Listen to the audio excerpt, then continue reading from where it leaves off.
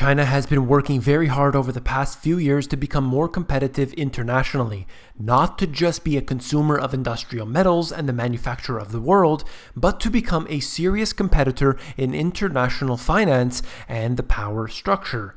This is a difficult task that will take many years to complete.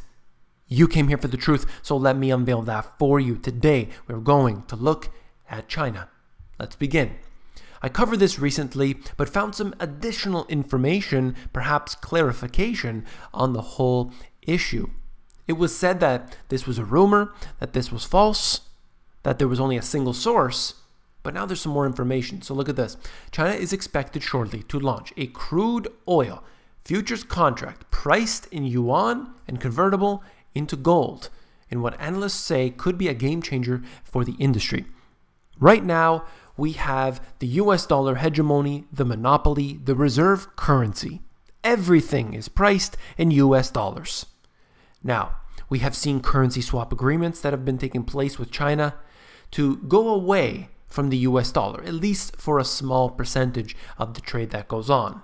Those agreements continue to get renewed and expanded. I've shown you that here before. Things are changing. It's taking a long time, but they are changing. The contract could become the most important Asia-based crude oil benchmark, given that China is the world's biggest oil importer. Crude oil is usually priced in relation to Brent or West Texas futures, but they are denominated in US dollars. That's what they want to change. China's move will allow exporters such as Russia and Iran to circumvent US sanctions by trading in yuan. To further entice trade, China says the yuan will be fully convertible into gold on the exchanges in Shanghai and Hong Kong. So, you're seeing these nations, the BRIC nations, others in Asia, that are saying, we don't necessarily want to be dealing with the US dollar. If I'm dealing with China, I don't want to have to convert my currency into US dollar and then do the exchange. That's not beneficial. Maybe at one point, many decades ago, that was needed. But right now, they're finding other ways around it. And there's nothing necessarily holding them there to force them to use the reserve. That's just the way it is. They need to set up these new agreements and things. It does take time and effort, but they are doing so. I think it's going to be very big in the future. I think it's going to take a long time to set up and get people on board and everything else. So let's get into the new information that I found. Out of Bloomberg, this fund manager was saying China is rolling out a yuan-denominated oil contract within the next 2 months. That will be a wake-up call for investors who haven't paid attention to the plans. This is the so-called PETRO-YUAN. And it will be a huge story, according to this individual here. I think it is a huge story because what it says is that we are not willing to deal with the US dollar anymore. We are doing our own thing. And as I said, it's not as if they open up the exchange and all of a sudden the US dollar is destroyed. No, that doesn't work like that. But it gives the opportunity for competition. And I like competition. I think it's good in every single way. But we'll have to see as they come on board. There were currency swap agreements that were taken up by China and other countries, and at first it was small. You had a handful of countries, but that continued, and dozens started signing up to it. Look at the AIIB, for example. It started with a very small percentage of countries. It grew and grew and grew, and into countries that you would never think would be partnered with that. But I showed you that here on the channel before and showed you how important that is. Besides serving as a hedging tool for Chinese companies, the contract will aid a broader government agenda of increasing the use of yuan in trade settlement. These Chinese oil companies will probably anchor investors with the Saudi Arabia's initial public offering of the state oil company Saudi Aramco. If that does happen, there's talk that perhaps it won't. So we'll see.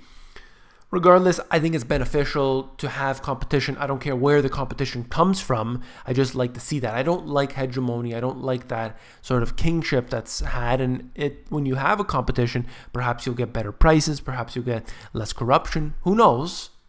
All I see is this as a story that's important, so I wanted to bring it to you. my opinion on it doesn't really matter. This was from a few months ago, but I thought it was important because it's connected into it. Russia's central bank opened its first overseas office in Beijing on Thursday, marking a small step forward in forging a Beijing-Moscow alliance to bypass the US dollar in the global monetary system. That's not my words. That's coming right from the South China Morning Post. It was part of an agreement that were being made between the two neighbors to seek stronger economic ties since the West brought in sanctions against Russia over the Ukraine crisis and the oil price slump that hit the Russian economy. They're saying, if my currency has weakened against the US dollar, then why would I then need to convert my currency into US dollars and then do the exchange with China? It doesn't make sense anymore. So they're going away from that. And I think it's very smart on their part. I don't think that the powers that be are going to like that, but that's just the way it is. Now, part of this is something that I think is so important. Replace the dollar with a super currency, according to this economist. And it's not just any economist, it's the World Bank's former chief economist. The dominance of the greenback is the root cause of global financial and economic crises. The solution to this is to replace the national currency with a global currency. Many people have talked about this and been ridiculed. Many people have called this a joke, a fraud, and some other names I won't say on here. But all of the biggest of the big people have been calling for it. Whether it's come from the World Bank, the IMF, the EU, whether we've seen that with different presidents and prime ministers, they've all been calling for this. So suggesting, basically, I won't get into it too much, but basically suggesting that as long as we do away with the US dollar as the reserve currency and we go to a basket or a global currency, that would be the safest bet. And I think that that's the way it's going to go.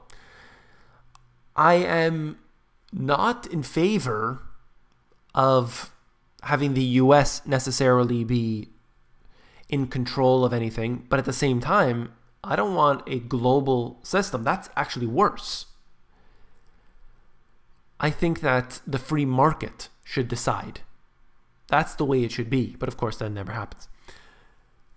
When we have a global supranational entity that doesn't report to anybody, is not elected, nobody knows who they are essentially, but they make the laws, they create all of the, they create basically what's going to happen. They make those decisions.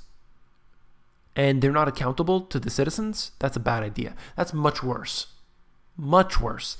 I think that having central banks at all is a terrible idea. The central bank doesn't have anyone's interest in mind except for its shareholders. That's what a central bank is. It's quasi-government, semi-private, however you want to look at it. But it's not a good thing. And going into an international or global currency is not going to resolve any problems. In fact, it will most likely make it worse because you take away even more of that. I mean, they say there's transparency. There's absolutely no transparency. But it will be even worse in that way. If you found this video informative, please give me a thumbs up. Remember that you can support me simply by giving me a thumbs up, by subscribing to this YouTube channel, by commenting on these videos, giving thumbs up to the comments on there, basically generating more activity that really helps me out a lot. And of course, if you hate the video, if you hate my face, if you hate the numbers 1, 2, and 3, then give me a thumbs down because that helps me out as well. Now, if you found the video informative, I know you'll find my books, The Money GPS and my newer release, Global Economic Collapse, even more informative. You can actually flip through these books.